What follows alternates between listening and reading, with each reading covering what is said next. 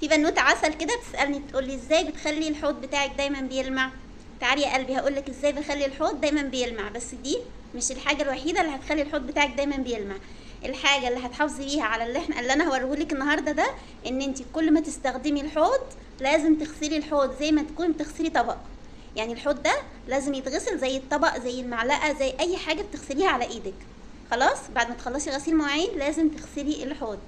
اما الحركه اللي هوريها لك دلوقتي دي تقدري تعمليها كل يومين، كل 3 ايام. انا عن نفسي بعملها كل يوم. انت بقى براحتك، عايز تعمليها كل يومين، عايز تعمليها 3 ايام، اللي انت عايزاه يا قلبي. يلا على طول هوريكي. بصي دلوقتي الحوض عامل ازاي. انا كده خلاص خلصت غسيل مواعين تمام. غسلت كل المواعين بتاعتي والحوض كان نظيف وبيبرق قبل ما تتحط فيه المواعين، يعني قبل ما يبقى فيه مواعين كتير كان الحوض نظيف جدا. بصي بقى دلوقتي كده بعد ما خلصت، عشان كده بقولك لازم الحوض تغسليه زي ما بتغسلي المعلقه، زي ما بتغسلي الطبق. بعد ما تخلصي خالص نفس الليفه اللي كنت بتغسلي بيها المواعين، لو هي الومنيوم وهترميها خلاص مش هتستخدميها تاني، تغسلي بيها هي تغسلي بيها الحوض. اما لو كانت من النوع اللي هو السبونج اللي هي بتبقى زي كده بتستخدم اكتر من مره، دي ما تغسليش بيها الحوض. تمام. جيبي كده الليفه دي اهي، اغسلي بيها وارميها. بعد كده اول حاجه بعملها بجيب كلور. بصي ده كلور انا حطاه في الازازه دي عشان بستخدمه يوميا. دي ازازه، اي ازازه عندك فيها الحته دي كده اعملي زي ما انا عامله كده، حطي فيها كلور وتيجي على الحاجات دي كده وتروحي ايه رشه كده، او لو عندك بخاخه برضو.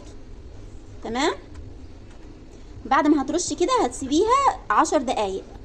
مش هتعملي اي حاجه ولا هتيجي جنبها ولا اي حاجه، انا مش هاجي جنبها ولا اي حاجه. هسيبها 10 دقايق وهنرجع تاني هتشوفي الحوض بقى منظره ازاي من قبل ما اغسله. بصي بقى، بصي شايفه الحوض عامل ازاي. بصي انا لسه ما حطيتش عليه سلكه. بص السلك ده ما جاش ناحيته ولا سلك ولا اي حاجه، ولا صابون سايل ولا اي حاجه اهو. تعالي بقى نحط عليه الصابون السايل كده ونغسله بالسلكه. ادي السلكه وادي اهي، هحط عليها بس حته صابون سايل كده صغننه. تمام. بصي يا ستي، بصي هنا اكتر مكان ده فيه كل حاجه طلعت بكل سهوله. شايفه؟ بصي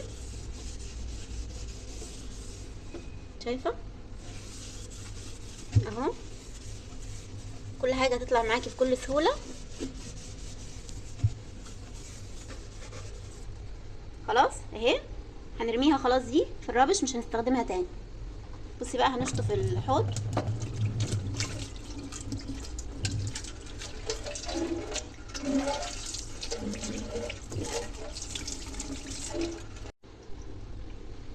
بصي بقى اهو اهو، مفيش اي حاجه في الحوض.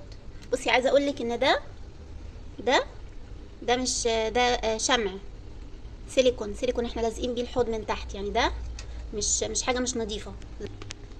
الاجناب دي كلها دي اللي انا بشاورلك عليها دي كنا لازقين الحوض ووقع، فجه الراجل عمله لنا بماده كده معرفش هي اسمها 1-2 او اسمها ايه كده، بس هي لونها كده اهي زي السيليكون كده، بس ملهاش اي دعوه بالحوض. وهنا نفس الكلام في الاربع اجناب معموله بنفس الكلام اهي، عشان الحوض كان وقع. بس الحوض نفسه والاستخدام اليومي اهو. ايه رايك بقى؟ يلا بقى قولي لي في التعليقات كده دعوه حلوه منك، وصلي على النبي. اللهم صل وسلم وزد وبارك على سيدنا محمد وعلى اله وصحبه اجمعين.